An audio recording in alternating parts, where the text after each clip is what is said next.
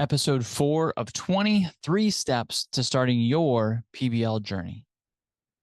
When I was a kid, I would go visit my mom's side of the family in Ohio, and they had a pretty small yard. I don't know, biggish, middle, somewhere in there. It was enough that I got the nickname Runnin' Ryan. All I would do when I was there is I would just run and run and run. And then, because embarrassing family stories work like this, uh, my nickname just evolved to eventually Crying Ryan. So then I'm pretty sure I was running, would fall and just cry. And a lot of crying happened apparently. So enough that the nickname Crying Ryan stuck. And thankfully we kept going because then eventually it went back to Running Ryan. And then eventually that one stuck even more. Eventually ran a bunch in high school and all those types of things. But it definitely went from Running Ryan to Crying Ryan back to Running Ryan. The point is that there's a place to start with this PBL journey. You're going to crawl, you're going to walk, then you're going to run. So if you go visit a school, which we highly recommend, you're going to see people that are running. But don't forget, at some point, they were crawling, at some point, they were walking, and now they're running. So it's worth going to see them. Make sure you ask them about their whole story so you don't just think you've got to start running. I believe that every educator can start their PBL journey by following the same steps a toddler takes. Big idea for this episode: give yourself grace. Nobody starts out running. Even if you've been teaching for 15 years, it's a different flow. There's some different moves. We're going to mess up. We're going to fall. We're going to scratch our knee. Crying Ryan's going to come out, right? It's going to happen. Give yourself grace. Give your learners grace. They're not always going to know what to do in these different situations.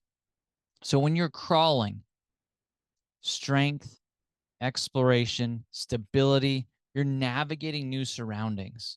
So you want to come in knowing that you're going to be crawling. Remember in the last episode, it wasn't just, go from 45 minutes of your total control to suddenly 0 minutes and kids come in, do whatever you want, kids. Like that will not work. You will have skinned knees. So you want to crawl, right? Start with the protocol that you've done in a faculty meeting, or maybe you did a PBL training, or you saw in the online community, and then take that protocol you've seen other people's do, and then you run it in your classroom. Run a connections protocol, run a tuning protocol, and start with that crawling so that you can get used to the new process, the new way of learning, and your students can get used to a new way of learning as well. So you're going to start with crawling. You're going to have some exploration. You're trying to get your sea legs here, right? And then you're going to start to walk. You're going to walk with structures, resources, and other PBL educators for support. The great thing about this walking stage now is that we have a bunch of resources, right? In the early days, we were just up till midnight and making group contracts and trying it out, hoping it would work, refining and making it better.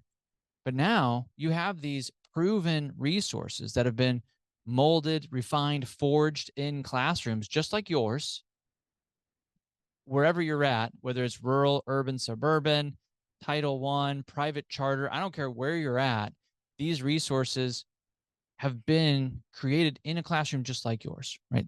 Our whole existence at Magnify Learning, we were just teachers teaching teachers at the very beginning, super grassroots right off the bat.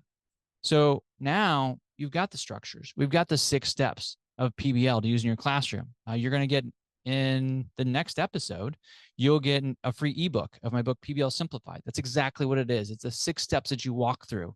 And in fact, I give you a win, a fail story, and a place to start in every chapter. Because again, Crying Ryan is going to be a part of this process. You're going to fall. You're going to scrape your knees. There's going to be fails. But you want to fail forward, as John Maxwell would say. You're trying to fail forward, learn from that, be transparent, right? Even with your learners. Just, hey, we were trying this protocol. How do you guys think it went? Awful? I think so too. How do you think we can make it better, right? Like that's a totally legitimate outcome that will make your classroom better and let your learners know this is a safe place. That's super important. So you're going to walk, but you've got a lot of supports because babies only crawl for a year or so and they run pretty quickly once they're bipeds. Right? They get going. There's that little stage where like they'll sit up like with the couch and like they'll have that structure to hold on to, that additional help, and then they start running. But there's definitely going to be this crawl, walk, and pretty soon you're going to be running. So let's keep the run in sight. What does it look like to run?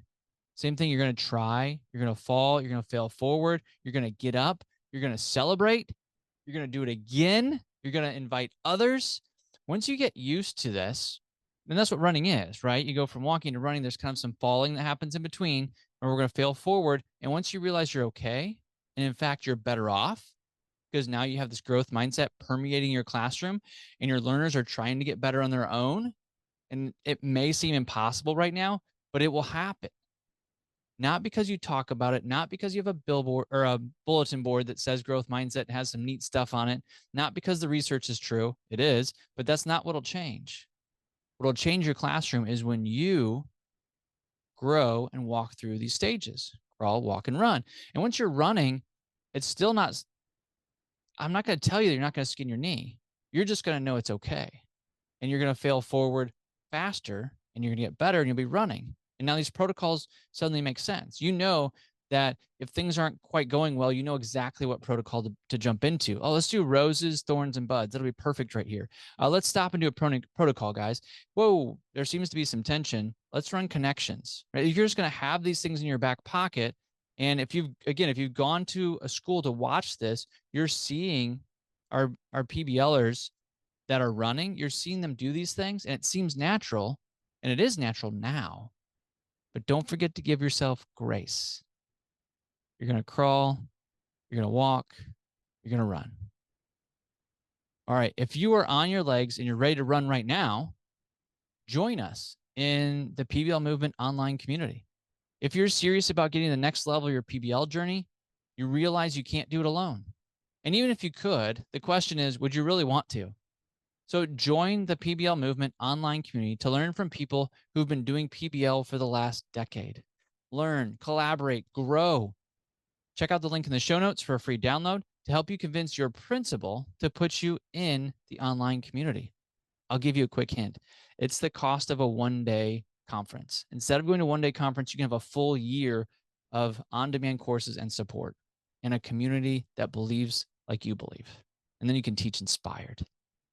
What's the next episode? Once you're walking, or maybe as a support while you're crawling to help you get your legs under you, is the idea of starting to build a classroom culture that supports the PBL necessities. How do you build a winning classroom culture?